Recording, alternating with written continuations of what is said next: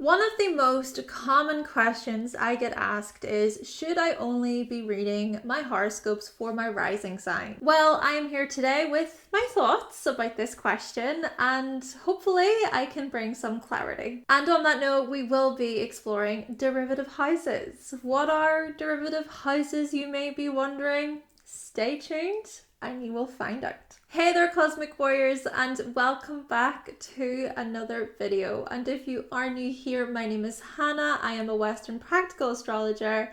Now, before we do get into this, do make sure to subscribe, hit that like button, and click the bell. And if you are interested in any of my services, any of my readings, then you can visit my website, hannahselsewhere.com. There you can also find my practical astrology ebooks, guide, and merch. All the links will be in the description box down below. I do hope that you find this video to be helpful today. Let's do this.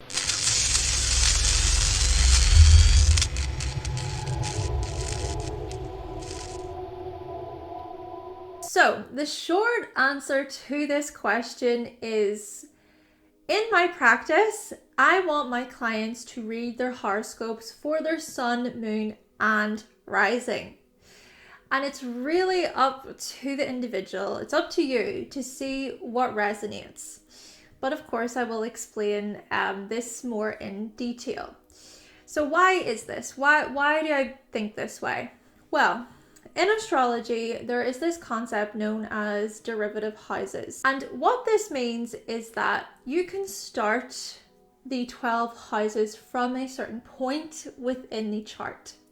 Now this, what I'm about to say, may be more so for those of you who have been studying astrology for a while. Maybe you're more intermediate, more advanced, but hopefully I can break this down in simplified terms. So the natal chart is set up from the rising sign / the ascendant, but derivative houses means that you can set things up differently. So I will show you, for example, if your sun is in Libra, and you want to start the 12 houses from the sun, your sun in Libra, this then would place the sun in your first house. Or if your moon is in Scorpio and then you want to start the 12 houses from your moon there, then this would place your moon in Scorpio in the first house. However, the sun and moon can be read differently to the rising sign. So let me explain. The sun, you see, rules our vitality, ego, our individuality. Therefore, when reading your horoscope for your sun sign, consider how the information relates to your ego, relates to your identity.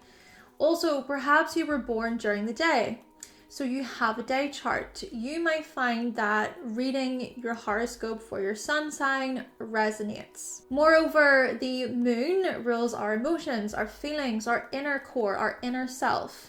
Therefore, when reading for your moon sign, consider how the information relates to your inner world, how that relates to your core self. Also, on that note, perhaps you were born during the night, okay? And maybe then you have this night chart. So, reading the horoscope for your moon sign may resonate quite deeply for you. Take myself for an example. So, I was born during the evening, and I do find that my Aries horoscopes, they resonate with me. I have an Aries moon. Now, with that being said, I have an Aquarius sun, and I do find that the Aquarius horoscopes also resonate, but Aries is often very accurate for me. Take the Pluto retrograde in Capricorn, for instance. So I've created a video about this. You can go a few videos back, all about the Pluto retrograde in Capricorn. So with Pluto being in Aries' 10th house of career and purpose, I would say that my inner self has felt called to revisit the structure, the foundation within these very areas. Even when I look at my Aquarius horoscopes, so the new moon in Gemini is coming up, and that will take place in the 5th house for Aquarius. And I can definitely see how I'll be setting new intentions to do with my creative projects. This summer, I'll be focusing heavily on these things. Though on the other hand, perhaps I could also relate this back to my Virgo rising, okay? So I have a Virgo rising, and there's a ton of Leo energy going on in my 12th house, the house of the subconscious, behind the scenes activity. So perhaps these creative projects of mine that I'm thinking about, they are also seen here. And then the fact that I have a Capricorn stellium in the 5th house, and then also thinking about Pluto retrograde moving into that 5th house for Virgo risings. So looking at creativity there strongly. Now, on that note, I would say that the rising sign is the most accurate, typically speaking, okay?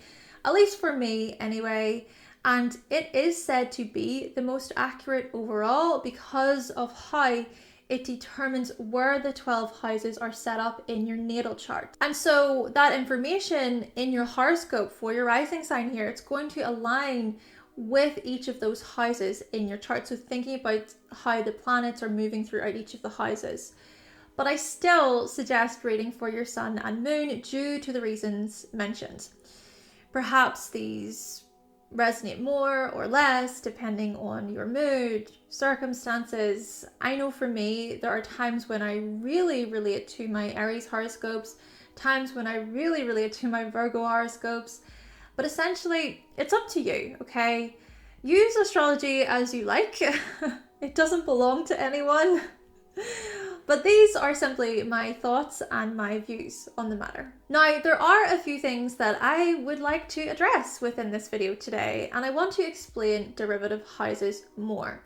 So this may be slightly more confusing, but I hope that I can break things down more for you, and I'll also show some information. So when it comes to derivative houses, you do something called turning the wheel. There's a really great video about this actually that I found, so I will link it down below.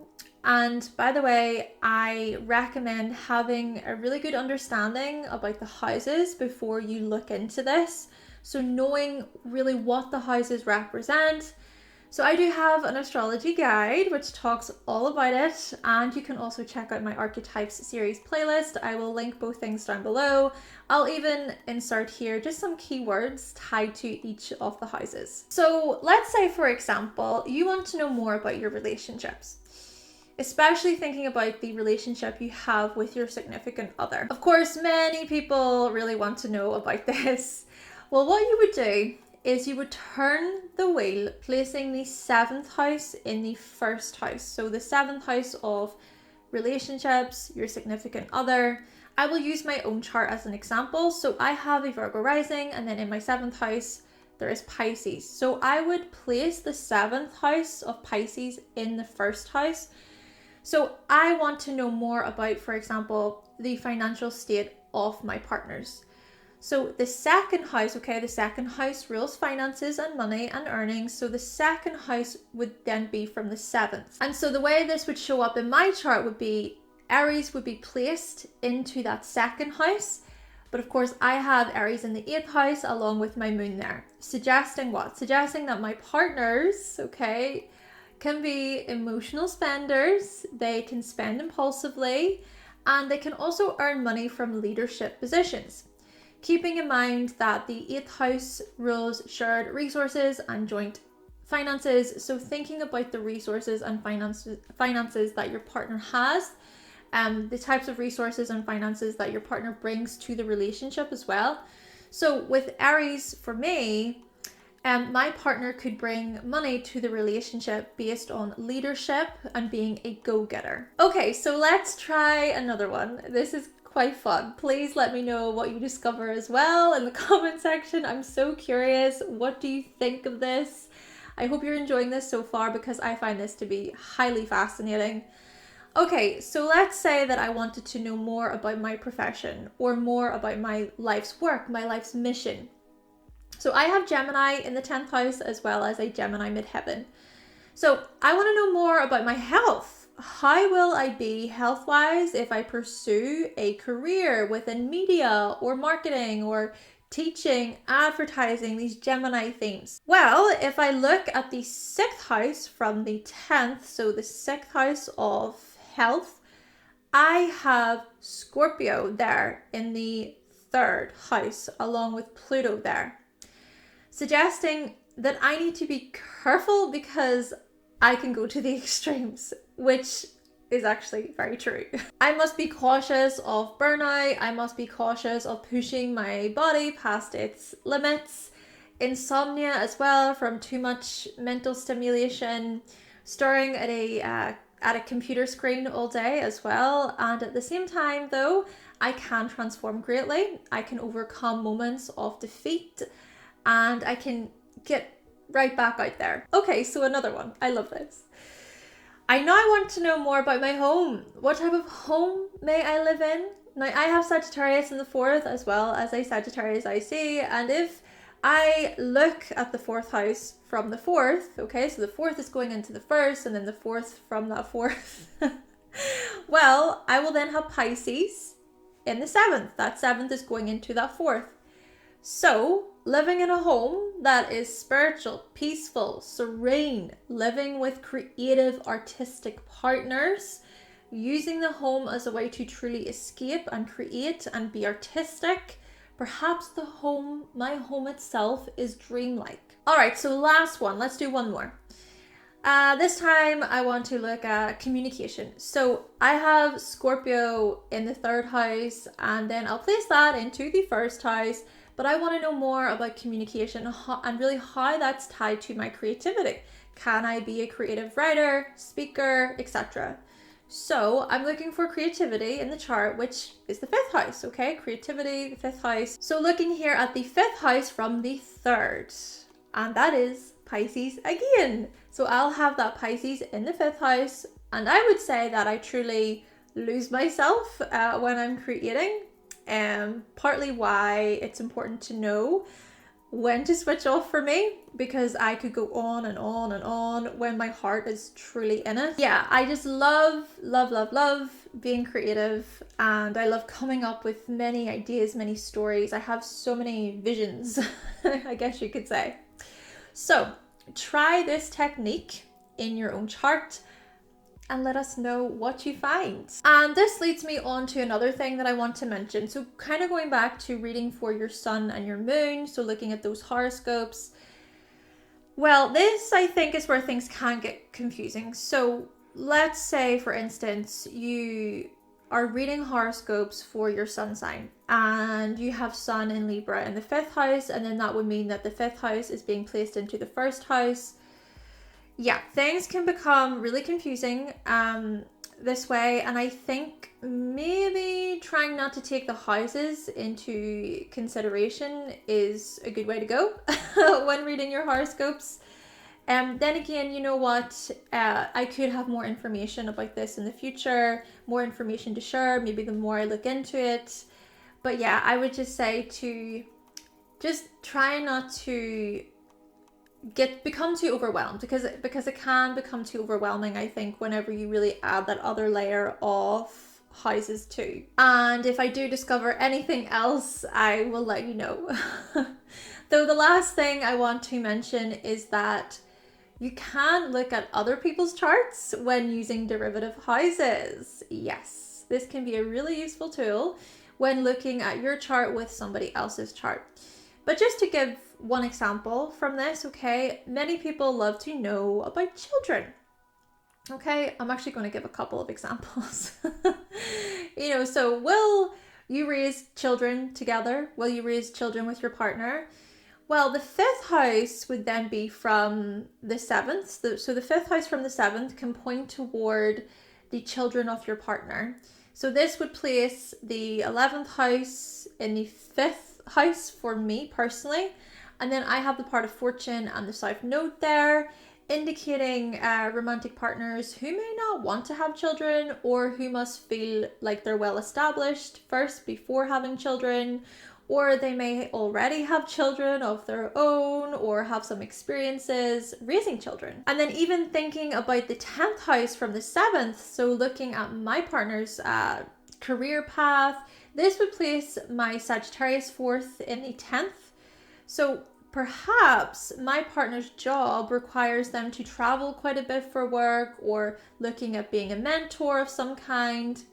Though do remember that when it comes to this technique, consider your partner's chart as well. So see which houses your partner's placements fall into. Same thing for friends, for business partners, any type of relationship in your life. And the last thing I want to mention with this is apparently derivative houses can be used to predict events, which I'm not going to get into today, but you can look this up for yourself. Oh, and this also goes without saying, remember your placements and things like aspects, progression, solar returns, etc. Yeah, the same goes for other people. You know, you want to know more about other people, remember these types of things in their chart too. Basically, there are so many layers when it comes to astrology. Though on that note, I do hope that I was able to simplify things for you today, and I hope that you find this video to be interesting. You know, did you learn something new? And overall, I hope you find it to be useful. Okay then, Cosmic Warriors, so that concludes my video talking all about reading horoscopes for your sun, moon, or rising. Did you find this video to be helpful today? Please let me know your thoughts and your opinions, and I hope I was able to clarify a few things as well. But with all that being said, thank you so much for watching, thank you for subscribing, and of course if you would like to see more videos from myself and you have not yet subscribed, then make sure that you click that subscribe button and also give this video a like if you did like it today, and I will be back with another video very soon. Bye!